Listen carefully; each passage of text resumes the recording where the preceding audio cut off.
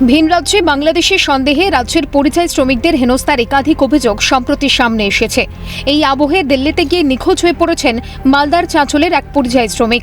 ওই পরিযায়ী শ্রমিকের নাম সামিরুল হক, বাড়ি মালদার চাঁচল ২ নম্বর ব্লকের ভাকরি গ্রাম পঞ্চায়েতের শাহুরগাছি গ্রামে।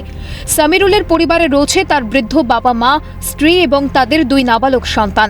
জানা যায়, কাজের জন্য 10 মাস আগে দিল্লির উদ্দেশ্যে পাড়ি দিয়েছিল সামিরুল। সেখানে উপার্জন করে বাড়িতে টাকা পাঠানোর কথা ছিল তার। তবে টাকা পাঠানো তো দূরের কথা, 7 মাস ধরে পরিবারের সঙ্গে যোগাযোগ নেই সামিরুলের। এই অবস্থায় ছেলের খোঁজ পেতে রবিবার চাঁচল থানার দ্বারস্থ হন সামিরুলের বাবা মা। কি করবো বল? ফোন আসছে না? না বাবা, একেবারে কল করেছি আর বোধহয় কল করেনি আমাকে। তো লাস্ট যে ফোন হয়েছিল কি বলছিল ছেলে? বলেছিল যে আমার বউ আমাকে ফোন করেছে কি না, বাড়িতে আছে কি না। আমি বলছি বাড়িতেই আছে তোর বউ, কোথাও যায়নি। বাস, তারপরে বাবা কোনো কথা নাই। আমি কমপ্লেন করলাম, আমি এখানে ডায়েরি দিয়ে রাখি। কি চাইছেন এখন? আমি চাইছি যে আমার ছেলেকে মানে খুঁজাখুঁজি করে ভিডিও কল করে। এই আধার কার্ড কি নিয়ে গেছিল সঙ্গে? না, কিছু নিয়ে যায়নি, শুধু খালিয়া গেছে আমার ছেলে। কোনো ডকুমেন্ট নিয়ে যায়নি? না, কিছু নিয়ে যায়নি।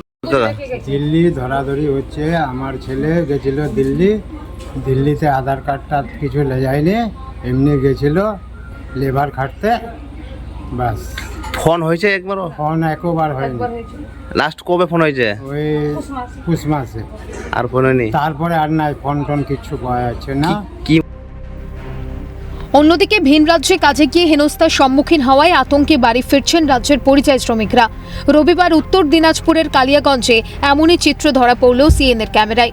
হরিয়ানার গুরগাঁওতে কাজ করতে যাওয়া প্রায় 60 জন পরিযায়ী শ্রমিক বাসে করে রবিবার কালিয়াগঞ্জে ফেরেন। তাদের সকলের বাড়ি দক্ষিণ দিনাজপুর জেলার বিভিন্ন এলাকায়। পরিযায়ী শ্রমিক বোঝায় বাসটি সুকান্ত মোড় এলাকায় দাঁড়ালে কৌতূহল সাধারণ মানুষ সেখানে ভিড় জমান। পরিযায়ী শ্রমিক বোঝায় বাসটি সুকান্ত মোড় এলাকায় দাঁড়ালে কৌতূহলে সাধারণ মানুষ সেখানে ভিড় জমান। খবর পেয়ে সেখানে ছুটে আসে কালিয়াগঞ্জ থানার পুলিশ।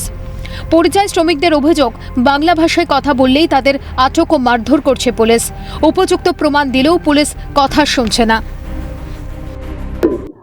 লাফড়া চলছে, ওখানে মারামারি হচ্ছে, মারছে, ধরে ধরে মারছে রাস্তার মধ্যে পুলিশ। আপনারা কতদিন ধরে ওখানে থাকতেন? 4 বছর ধরে। কিসের কাজ করতেন আপনারা? কেউ কোম্পানিতে কাজ করে, কেউ কুটির বাড়িতে কাজ করে, মেয়ে ছেলেরা।